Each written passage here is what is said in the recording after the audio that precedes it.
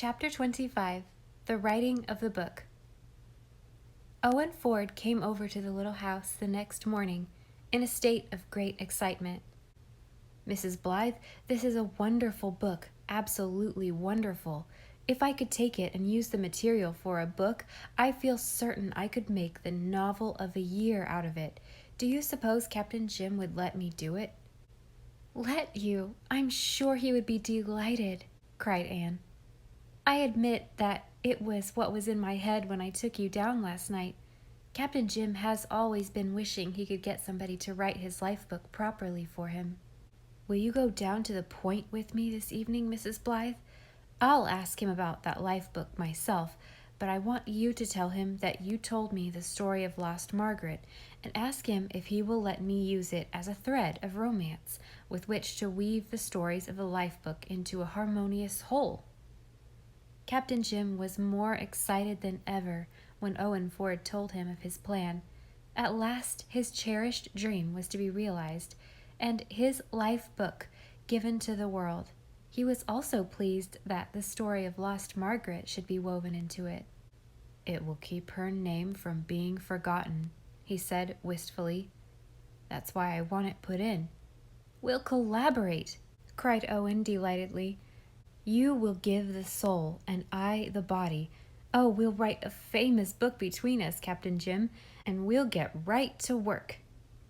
"And to think my book is to be writ by the schoolmaster's grandson," exclaimed Captain Jim.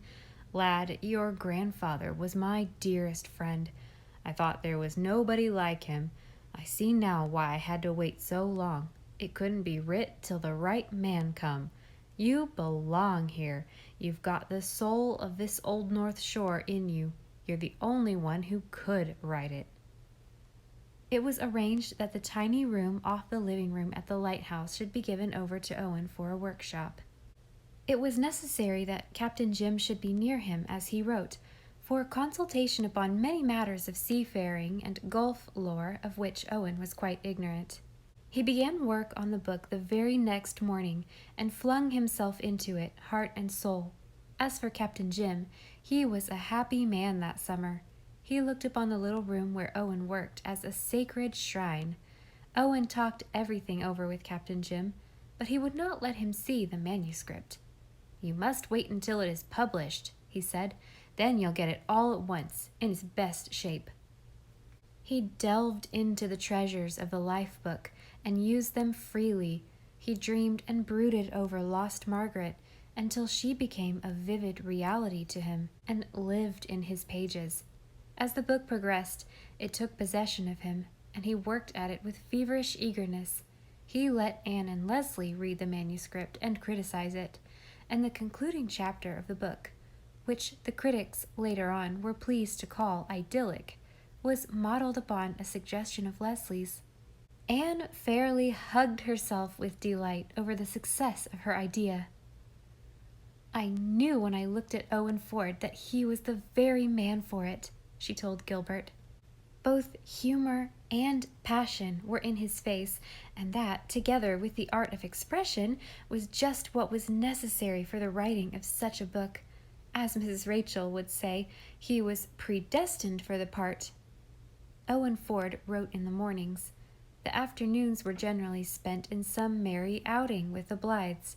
Leslie often went too, for Captain Jim took charge of Dick frequently in order to set her free. They went boating on the harbor and up the 3 pretty rivers that flowed into it.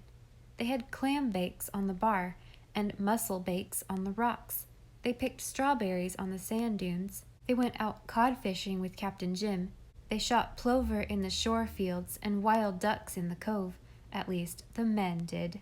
In the evenings, they rambled in the low-lying, daisied shore fields under a golden moon, or they sat in the living room at the little house, where often the coolness of the sea breeze justified a driftwood fire, and talked of the 1,001 things which happy, eager, clever young people can find to talk about. Ever since the day on which she had made her confession to Anne, Leslie had been a changed creature. There was no trace of her old coldness and reserve, no shadow of her old bitterness. The girlhood of which she had been cheated seemed to come back to her with the ripeness of womanhood. She expanded like a flower of flame and perfume. No laugh was readier than hers, no wit quicker. In the twilight circles of that enchanted summer, when she could not be with them, all felt that some exquisite savor was lacking in their intercourse. Her beauty was illumined by the awakened soul within, as some rosy lamp might shine through a flawless vase of alabaster. There were hours when Anne's eyes seemed to ache with the splendor of her. As for Owen Ford, the Margaret of his book, although she had the soft brown hair and elfin face of the real girl who had vanished so long ago, pillowed where lost Atlantis sleeps, had the personality of Leslie Moore, as it was revealed to him in those halcyon days at Four Winds Harbor. All in all, it was a never-to-be-forgotten summer, one of those summers which come seldom into any life, but leave a rich heritage of beautiful memories in their going.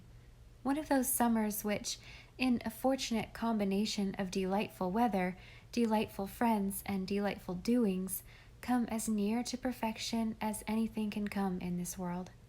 Too good to last, Anne told herself with a little sigh, on the September day when a certain nip in the wind and a certain shade of intense blue on the Gulf water said that autumn was hard by.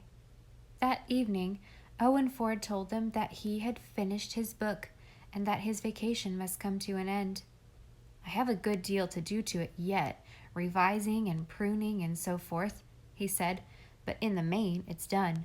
I wrote the last sentence this morning.